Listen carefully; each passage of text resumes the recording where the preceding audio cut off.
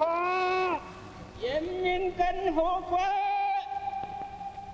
中央人民政府今天胜利了。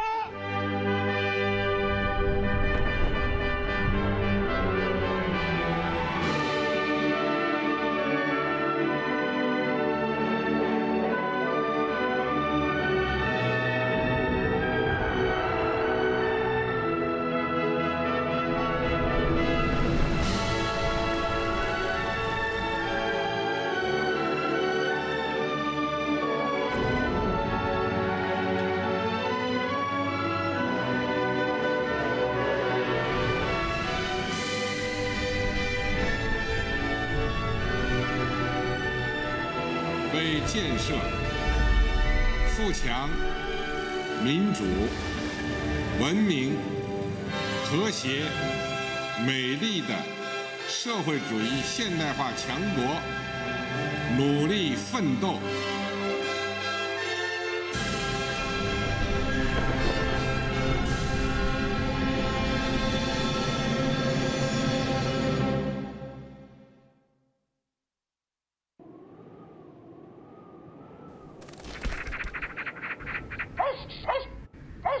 On a winter's night in December 1978, 18 farmers in the village of Xiaogang in Fengyang County, Anhui Province, concluded a contract.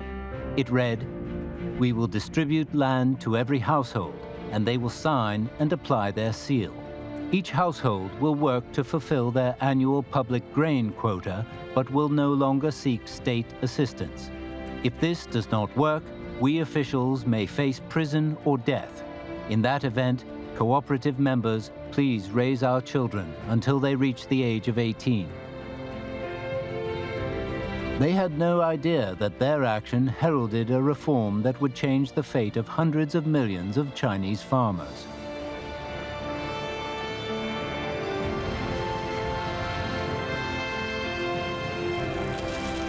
When the spring tide rises, it starts as a trickle before eventually becoming a surging torrent.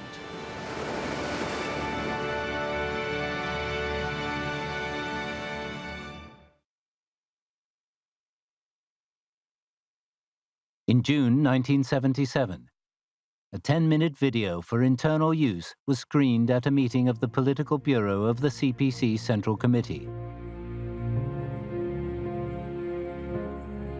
It showed the dire state of poverty in rural Anhui Province. The meeting decided that an able official should be dispatched to improve the situation. Wan Li was chosen and appointed first secretary of the Anhui Provincial CPC Committee. The following summer, Anhui was ravaged by drought. As an emergency measure, the Provincial Party Committee decided to allow farmers to borrow land to try and grow more wheat. Feixi County was among the hardest hit areas. Its summer grain production was significantly down, and the yield was virtually nil in autumn. The district committee convened a meeting to discuss how to survive the famine. 23 party members unanimously agreed to lend land to the local farmers, with responsibility for what was produced from it contracted to individual households. 23号开始分，24号整整那就不一样了，啊，男女老少，出了一个老，出了一个小，整个上体去的，都到自家体去，那样干，用锅子锅。 Xiaogang Village in Anhui Province's Fengyang County was once known for its reliance on public grain, financial aid, and production materials purchased with loans. Things were very different after the 18 farmers launched their contracting initiative. From what they managed to grow, they were able to hand over their quota, save some for the collective, and keep anything that was left for themselves. 78年18干年。 79年呢是风调雨顺，那我们家讲的土话就是丢什么收什么。Finally, they were reaping the sort of harvest they dreamed of. Xiaogang's grain output increased fourfold in the course of a year. Individual incomes increased 16 times, from 22 yuan per capita to 350 yuan. Across the country, various other forms of agricultural production responsibility system were being introduced. In Shandong, Sichuan, Inner Mongolia, Gansu, Henan, Guizhou, and other places, individual villages adopted new approaches to cooperative farming, from team-based and household-based contracting to output-based remuneration. At the heart of any rural reform is the land. In China, there was a mix of public and collective ownership. This gave rise to a contract responsibility system based on joint production, which featured a farmer's production responsibility component. It incentivized the farmers and stimulated the rural areas. It also boosted production and brought profound change to rural China.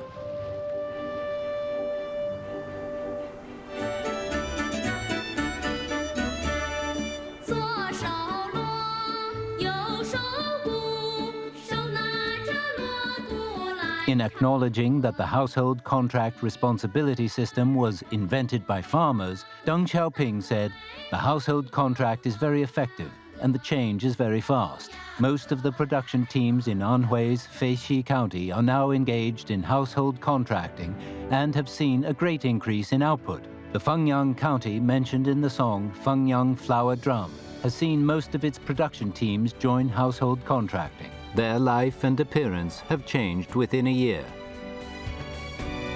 For 5 years, starting in 1982, the CPC Central Committee's #1 document focused on popularizing the household contract responsibility system. The contract system brought about major changes. In 1984, national grain output exceeded 400 million tons for the first time. The total output value of agriculture, forestry, animal husbandry, and fisheries increased 1.3 times compared to 1978. China's per capita food production was close to 400 kilos. In the 1980s, the song "In the Field of Hope" became popular across the country. It describes how, in spring, every family would be busy plowing the fields.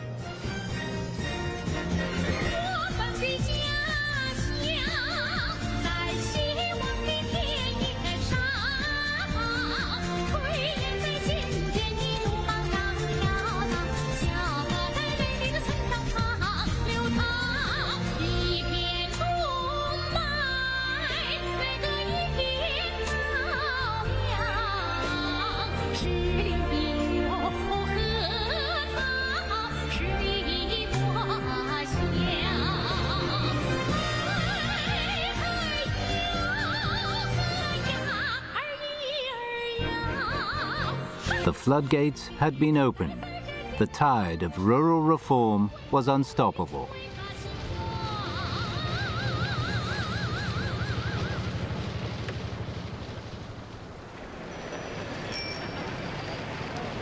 Xiaoshan County in Zhejiang Province is hundreds of kilometers away from Xiaogang village.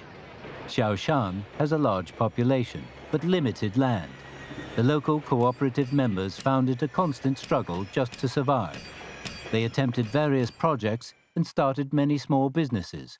One of them was an agricultural machinery factory founded by Liu Guanqiu. 那个时候都是集体，个体有很少。这种工作，你要稍微搞了大一点的，不允许。这样子一搞，搞了6年。 玩了7个地方，这里不行，哪里不行？真的东躲西藏。 Liu Guanqiu's agricultural machinery factory started out as a small workshop. It eventually became the first Chinese auto parts supplier to enter the US market. It led the way for later rural enterprises to acquire overseas listed companies. Liu Guanqiu is acclaimed as a pioneer in demonstrating to the world the entrepreneurial acumen and commitment to reform of ordinary Chinese businessmen. Today, his company has grown into the Wanxiang Group, a multinational enterprise with annual revenue of over 100 billion yuan and profits of over 10 billion. Starting in 1979, a succession of rural enterprises emerged from Kunshan, Jiangyin, Zhangjiagang, and Changshu in Jiangsu Province to Wenzhou in Zhejiang, Jinjiang in Fujian, and Foshan in Guangdong. In 1987, the output value of China's rural enterprises accounted for just over 50% of the total in the countryside. The fact that it surpassed agricultural output for the first time marked a historic change for China's rural economy.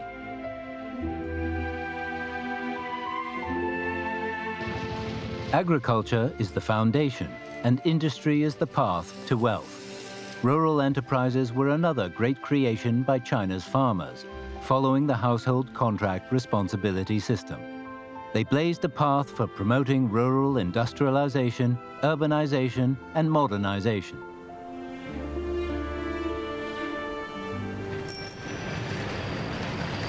With rural reform in full swing, attention turned to the country's cities. Urban reform began with the delegation of power, profit retention, and rejuvenation. The central government would delegate financial and property rights to local governments. Enterprises would be granted greater autonomy in production and operation, boosting their incentive to maximize production.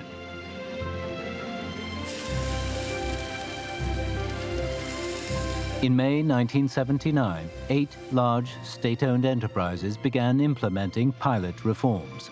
They included the Shougang steel plant. Then, in 1981, state-owned industrial enterprises began promoting greater autonomy.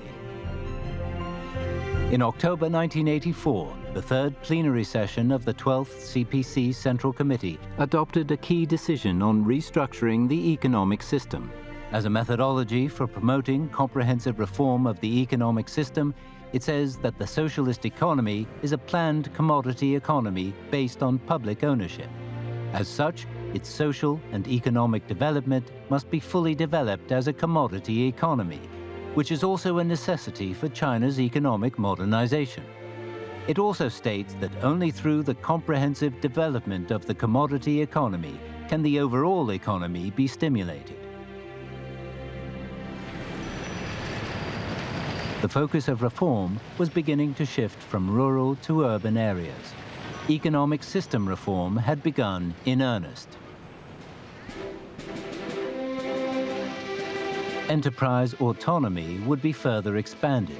The system of planned management would be reformed, the volume of mandatory directives would be reduced, and the price system would be reformed to allow diversified types of pricing.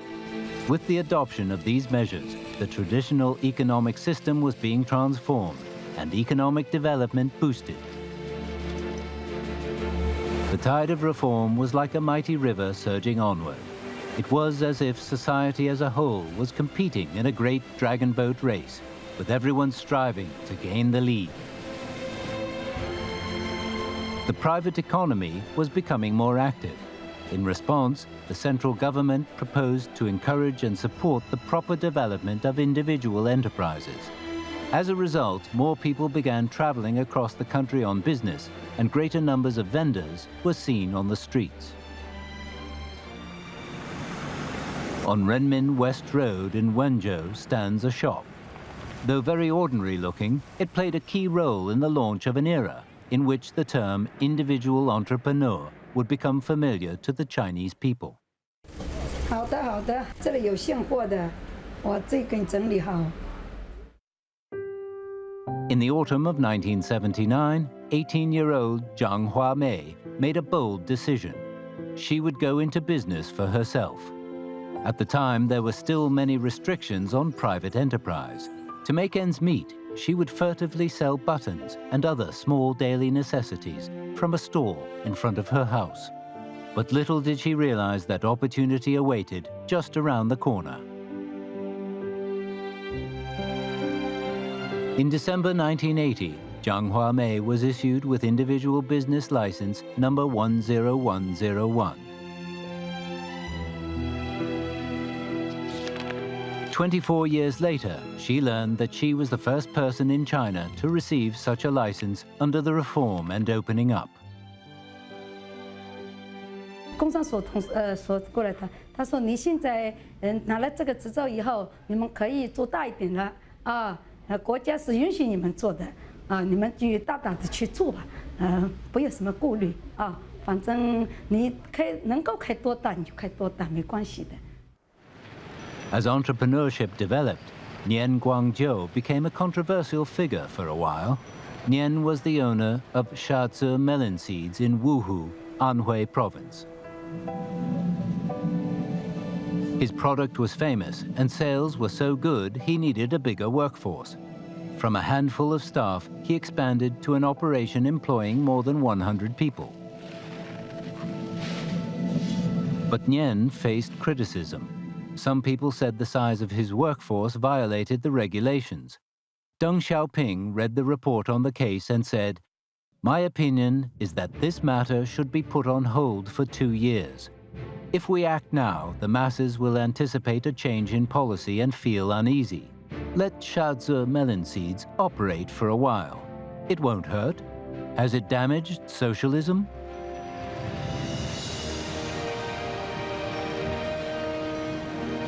As policies were slowly eased, so the private economy began to develop. The small workshops, factories, and stores grew bigger, with some ultimately becoming national and even multinational businesses.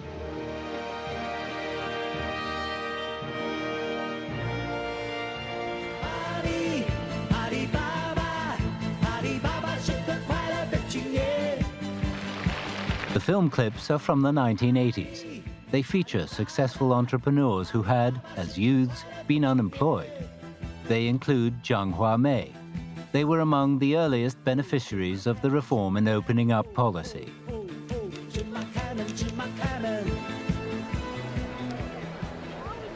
In 1978, the number of family workshops and individual businesses in China was only 140,000. By 1981, the number had grown to 2.6 million. The development of the individual economy and the rise of the private economy helped promote the common development of multiple forms of ownership within China's socialist economic structure.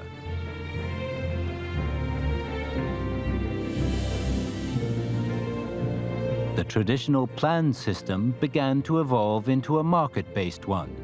Farmers' markets, vegetable markets, community food stores, and agricultural byproduct stores were becoming a new trend. The circulation of goods and produce through various channels in various forms was energized. The economy was developing in the direction of making life more convenient, guaranteeing the quality of goods and promoting consumption.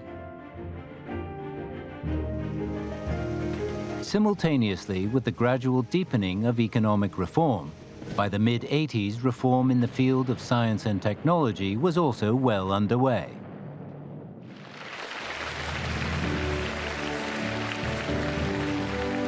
In March 1985, the CPC Central Committee convened a National Science and Technology Work Conference. The meeting adopted the Decision on the Reform of the Science and Technology System. Wang Xuan from Peking University saw his opportunity. He was developing a Chinese character laser photo typesetting system. In 1988, he entered into cooperation with Peking University's New Technology Company, predecessor of the Founder Group. The laser photo typesetting system was a huge commercial success. It triggered a technological revolution described as from lead and fire to laser and electronics.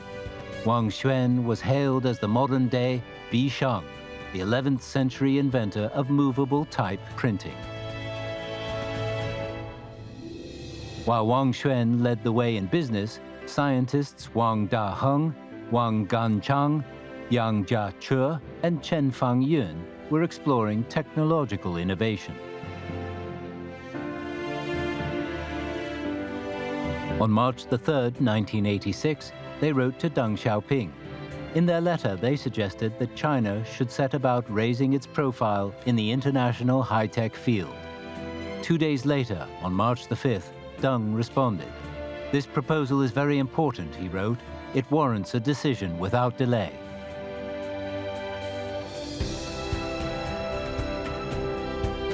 Deng recognized that science and technology were a decisive force for economic and social development. He put forward the famous assertion that science and technology are the primary productive forces. He also said, To reform the economic and science and technology systems, I am most concerned about talent, respecting knowledge and respecting talent. In November 1986, the CPC Central Committee and State Council approved the National High-Tech Research and Development Program. It would later become known as the 863 or March 86 program.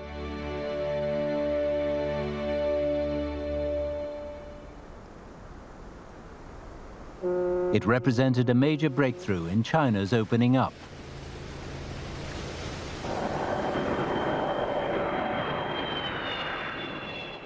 In March 1978, the central government appointed Xi Zhongxun as governor of Guangdong. In July, after arriving in the province, Xi set out on a tour of local cities and counties. In Chongying Street, he saw a line of stones serving as a dividing line. On one side was bustling Hong Kong, while the mainland side, by contrast, appeared depressed. The situation weighed heavy on his heart.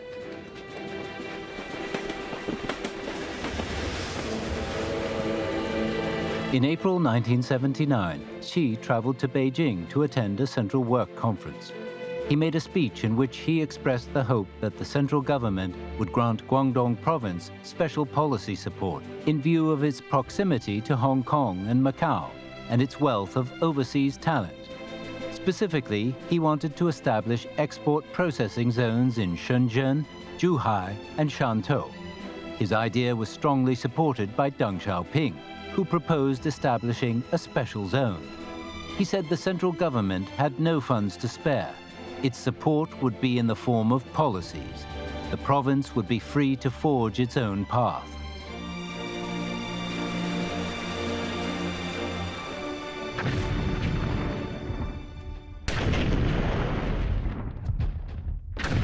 The CPC Central Committee and the State Council held repeated discussions and made extensive preparations before, on July the 20th, 1979, a rumbling sound was heard in the Shekou district of Shenzhen. Construction was beginning in earnest. Land was being reclaimed and docks built. Skyscrapers rose at the rate of a floor every 2.5 days. The Shenzhen Speed achieved legendary status. The slogan, "Time is money, efficiency is life," spread, inspiring people throughout the country. 4 special economic zones in Shenzhen, Zhuhai, Shantou, and Xiamen would be the portals on China's reform and opening up. They would set an example for the rest of the country to follow.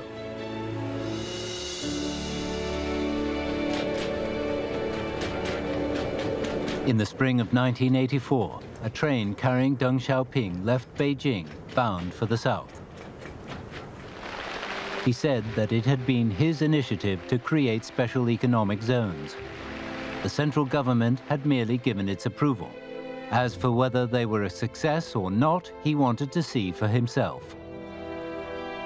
In the course of nearly a month, Deng toured the 3 special economic zones in Shenzhen, Zhuhai, and Xiamen. He was deeply impressed by the vitality he witnessed. He wrote in an inscription, "The development and experience of Shenzhen proves that our policy of establishing special economic zones is correct."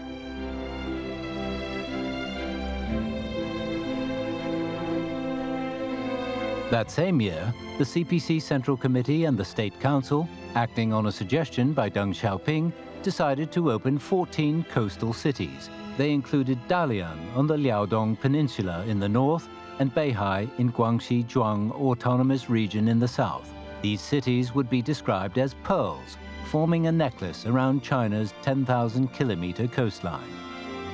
In 1988, the central government established Hainan Island as a province with a view to boosting its development.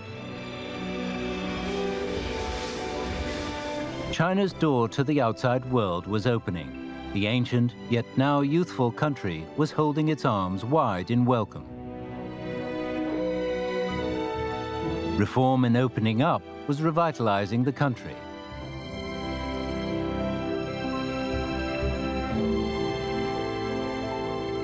From the planned economy to the support of the market, and then to the planned commodity economy, reform was advancing step by step. The mobilization of resources and the factors of production and the free flow of people created a spring tide that was generating the energy to raise confidence and hope across the country.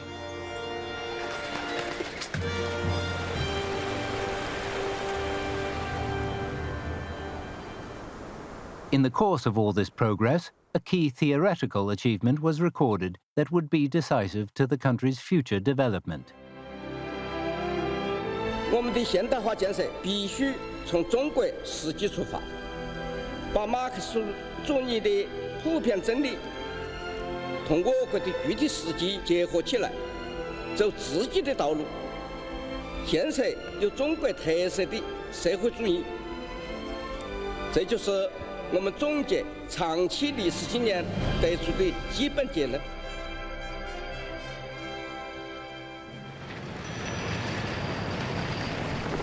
On October the 1st, 1984, Tiananmen Square hosted a celebration of China's 35th National Day. It served as an occasion for reviewing the achievements of the reform and opening up.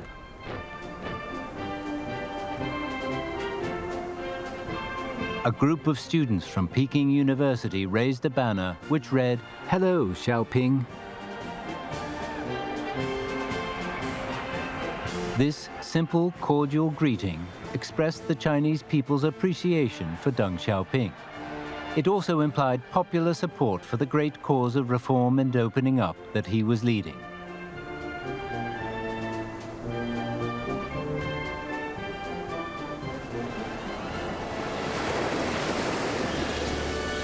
The spring tide was rolling, powered by a mighty spring wind. It was the spring tide of reform, the spring tide of a new era. Surging proudly, it embodied the Chinese people's strong desire to realize socialist modernization. The onward rush to a brighter future was unstoppable.